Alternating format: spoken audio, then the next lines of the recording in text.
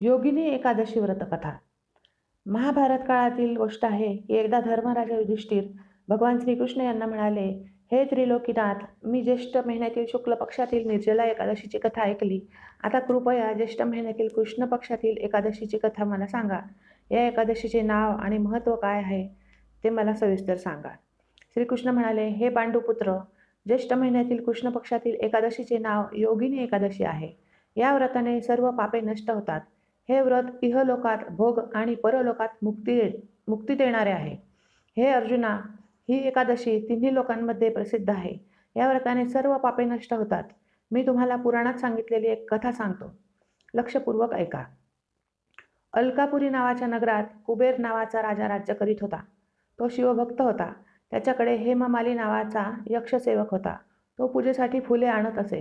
हेममालीला विशालाक्षी नावाची अतिशय सुंदर स्त्री होती. एके दिवशी त्यांनी मानस सरोवरातून फुले आणली, पण मोहित होऊन फुले ठेवली आणि पत्नीसोबत आनंद लुटू लागला. या भोगात दुपार झाली. हेममालीचा मार्ग पाहून कुबेर राजाला दुपारची वेळ झाली तेव्हा त्यांनी रागाने आपल्या सेवकांना हेममालीने अजून फुले का आणली नाहीत हे शोधून काढण्यास सांगितले. जेव्हा सेवकांना हे कळले तेव्हा ते राजाकडे गेले आणि म्हणाले, हे राजा, हेममाली आपल्या पत्नीसोबत आनंद करत आहे. हे ऐकून कुबेर राजाने हेममालीला बोलवण्याची आज्ञा केली. भीतीने थरथरत हेममाली राजासमोर हजर झाला. त्याला पाहून कुबेराला खूप राग आला आणि त्याचे ओठ फडफडू लागले.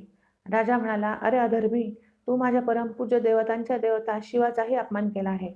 मी तुला शाप देतो. तू स्त्रीच्या वियोगात दुःख सहन करशील आणि मृत्यूच्या जगात जाऊन कुष्ठरोगी जीवन व्यतीत करशील. कुबेराच्या शापामुळे तो लगेच स्वर्गातून पृथ्वीवर पडला आणि कुष्ठरोगी झाला. त्याची पत्नीही त्याला सोडून गेली. मृत्यूलोकात येताना त्यांनी अनेक भयंकर दुःख भोगले, परंतु शिवाच्या कृपेने त्यांची बुद्धी कलंकित झाली नाही आणि त्यांना पूर्वजन्मीचीही चिंता लागली. अनेक त्रास सहन करून आणि मागील जन्मातील दुष्कृत्यांचे स्मरण करून तो हिमालय पर्वताच्या दिशेने निघाला. चालता चालता तो मार्कंडेय ऋषींच्या आश्रमात पोचला.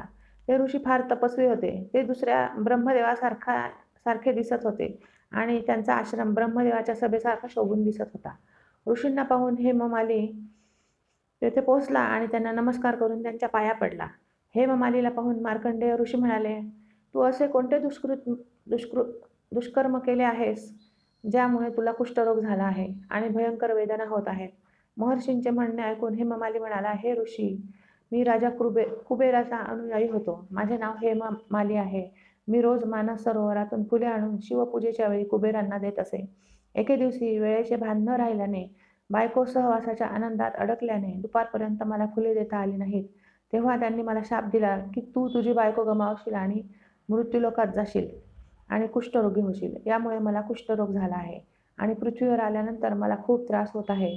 त्यामुळे मला यापासून मुक्त होण्यासाठी कृपया काही उपाय सुचवा. मार्कंडेय ऋषी म्हणाले, हे हेममाली, तू माझ्यासमोर खरे शब्द बोललास, म्हणून मी तुझ्या तारणासाठी नवस करतो. ज्येष्ठ महिन्यातील कृष्ण पक्षातील योगिनी नामक एकादशीचे व्रत केल्यास सर्व पापे नष्ट होतील. महर्षींचे शब्द ऐकून हेममालीला खूप आनंद झाला आणि त्यांच्या सांगण्यानुसार योगिनी एकादशीचे व्रत त्याने सुरू केले. या व्रताच्या प्रभावामुळे तो आपल्या जुन्या रूपात परतला आणि आपल्या पत्नीसोबत आनंदाने राहू लागला. भगवान श्रीकृष्ण म्हणाले, हे राजा, या योगिनी एकादशीच्या कथेचे फळ 88,000 ब्राह्मणांना भोजन दिल्यासारखे आहे.